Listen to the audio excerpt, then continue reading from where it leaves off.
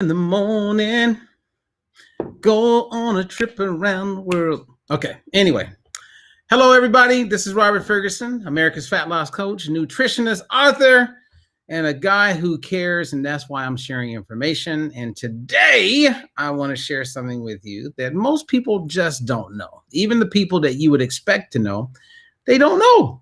They just don't know. And that's not a negative and it's not a dig, but I want you to know so you can be more informed, right? One of the things that I'm always sharing with people as far as why we continue to have these problems with the obesity epidemic, why weight loss is so difficult for so many people, why many people will never, ever get the weight off, and they will try, they will die, and never win with the battle of the bulge. Now, I would love everybody to win, and I'm on a mission, and we have coaches who are all on a mission. We share that passion to empower you with knowledge so that you can live your healthiest and happiest life. Now, I have coffee and I have water. I have an answer for you that's going to be very intriguing. But I also want to encourage you to like, to share, to comment, to ask questions. If you catch me live, if you catch a replay, I always go back and kind of scroll through, right, and look. And if I can help someone, great.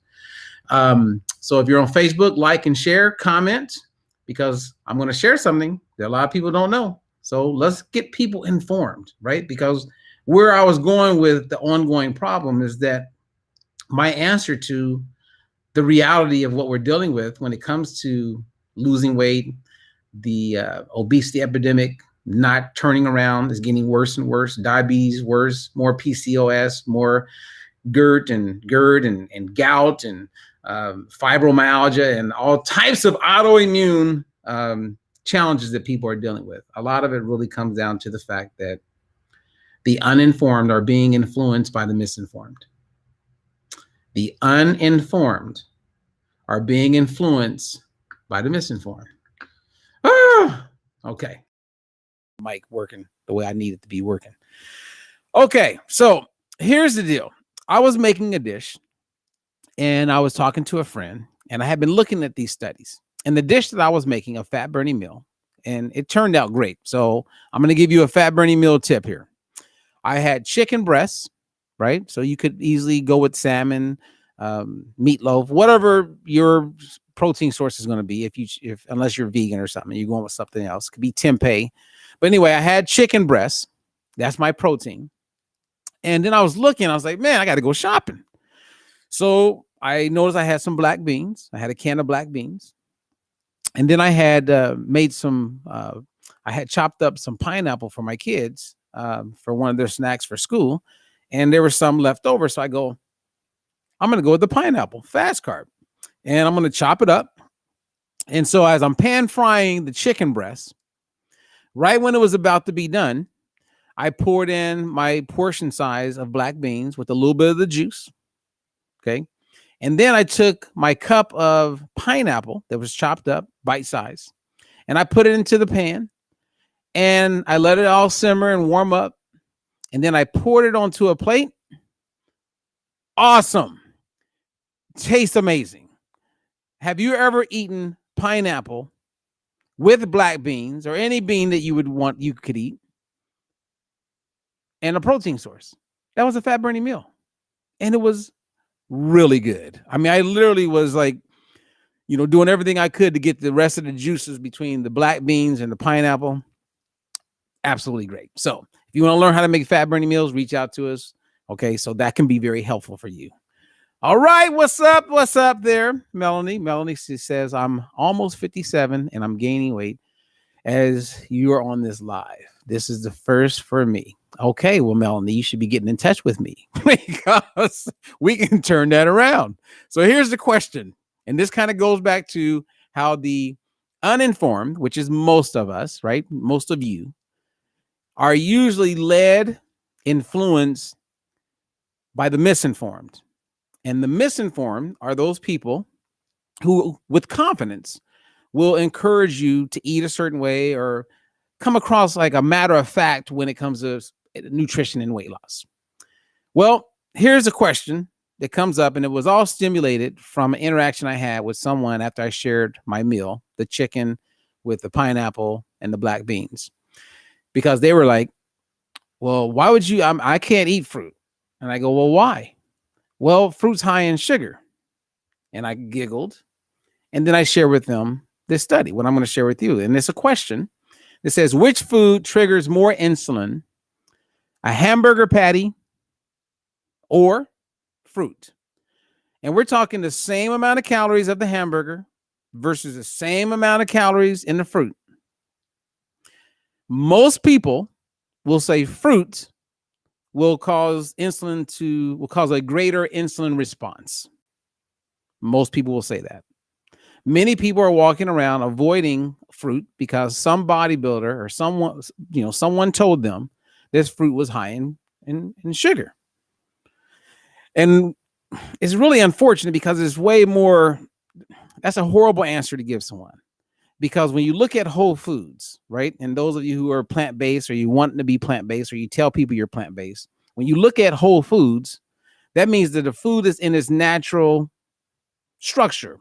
It's framed with the integrity of what it is, for the most part. I mean, because a lot of things could happen in the process and how food gets from, growing off a tree to how it makes its way to our local grocery store.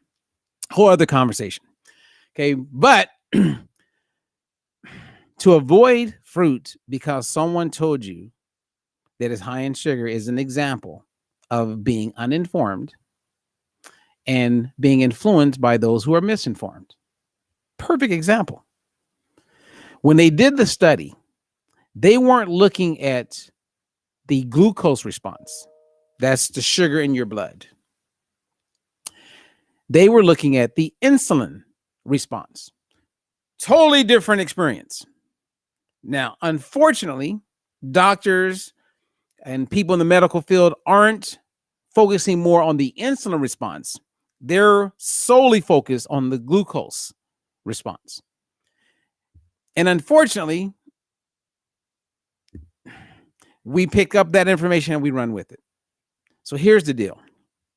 When they did this study, same amount of calories with the hamburger patty, same amount of calories with the fruit, the hamburger, which we do know that protein triggers insulin.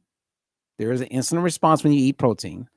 There's a larger response when you eat carbohydrates, which includes everything from broccoli to potatoes, okay, on average.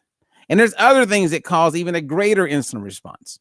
But based on what I'm sharing with you, the hamburger patty, which has been processed, right? So it's not like it's a steak, it's been grounded and all kind of stuff. When it was tested, the insulin response was way up. When they tested the fruit, not as high. It's not just about the carbs, you guys. Insulin response is not triggered primarily because of the glucose or the sugar. There is a hormone in your microbiome, in your intestinal tract, that is largely responsible for how much insulin gets secreted.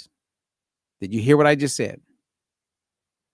For years, we've been focused on the glucose, and I definitely was, that's the way we were all trained back in the day. But over the last 10 years, we have made a lot of progress. That's why we're able to help people reverse fatty liver, reverse type 2 diabetes, drop some serious body fat, and still be able to eat foods that they love. I've been preaching this since 1995, you guys. I'm doing the same thing that I was doing in the first book, 2001. Look at some of the other influencers. They wrote a book 15 years ago that said, this is the way. This is the solution. 5 years goes by, they have another book pointing in a whole different direction. So when they had the solution, they weren't aware of the next solution.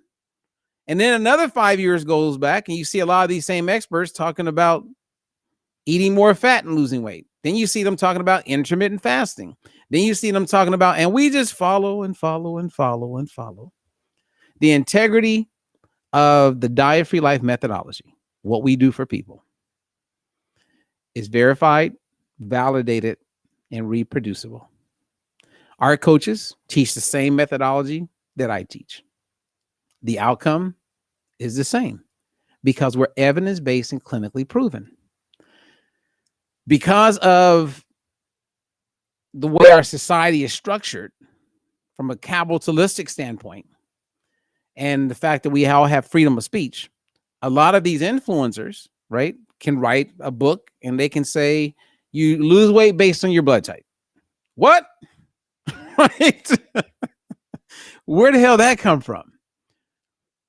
And I've done reviews on that book and that whole program, and you'll meet people who will push it forward because they'll say, oh, I did it and it worked. Same as this Dr. Grundy, who's out there telling people to avoid beans, which is a food eaten all over the world. People have been thriving. It's in blue zones where people live and have the highest quality of life. They live the longest. They're eating a lot of the things he's saying don't eat. But because he's a doctor and because we don't know any better, we're uninformed, we just hear him and we go. So why would you listen to me? Because what I'm sharing with you is evidence-based. I don't know what else to say. So when someone's ready and they want to be successful, I'm very confident that they will be successful. Everybody's going to be different because there's so many other variables that play a huge role in how a person loses weight and then position themselves not to gain the weight back and to have quality of life. Because what if you're eating something that is not helping you from a health standpoint, but you're able to lose the weight? Matter of fact, what if you're avoiding certain foods that could be helping you in the short term and the long term? Matter of fact, this happened this morning. So I wasn't going to share this, but I'm going to share it. So I'm going to be a little long-winded, but not too long, I promise. I have had this happen many times. And that is, I had a client who was doing very, very well. And her sister was doing keto or attempting to do it, doing it or attempting. And she wasn't doing that well with it. It wasn't going that well. But her sister was doing really well. Now, I'm not going to say that keto caused this, but I know for a fact it doesn't help this. And that is, she now has colon cancer.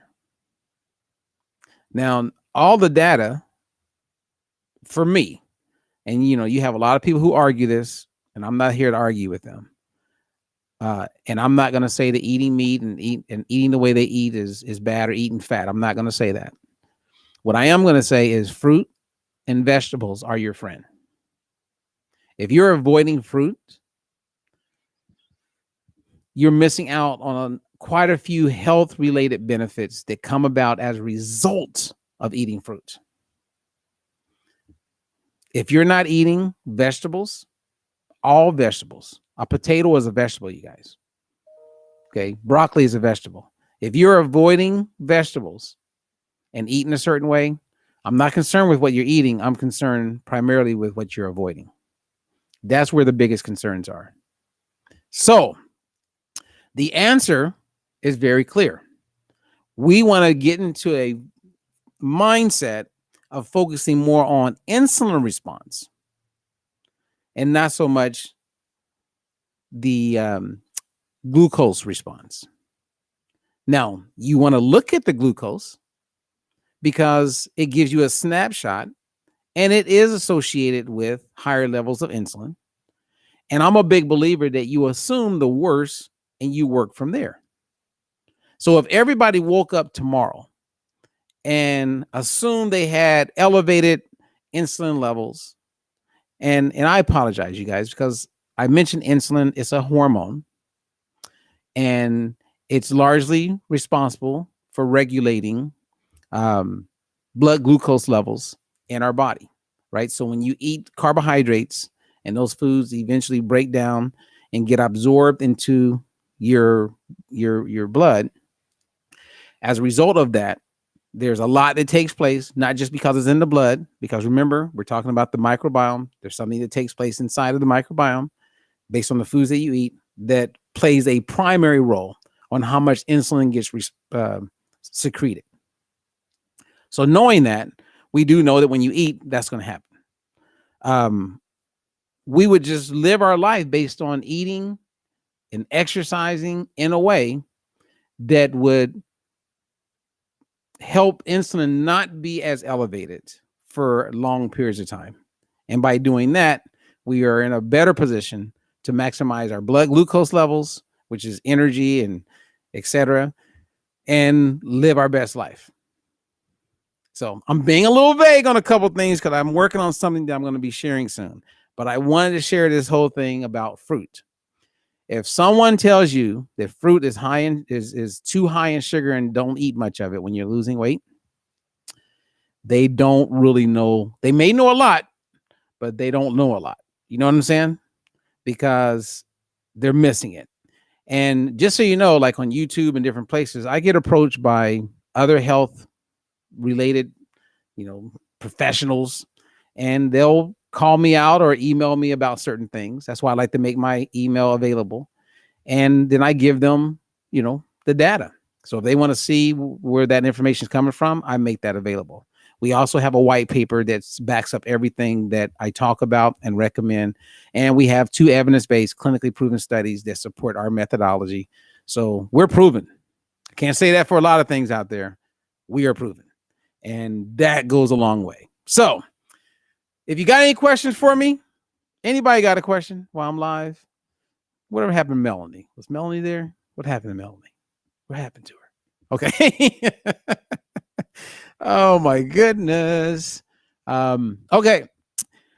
Again, I'm Robert Ferguson, nutritionist, America's fat loss coach, author, and a guy who just cares.